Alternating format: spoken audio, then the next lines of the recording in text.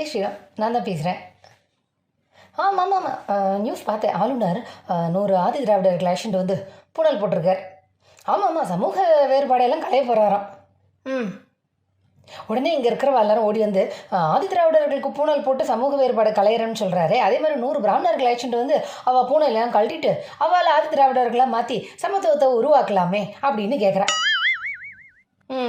ஆளுநர் இதை பண்ணதுக்கு காரணம் சமூக வேறுபாடை களையிறதுக்கா? இல்லையே, அது நமக்கு தெரியுமே.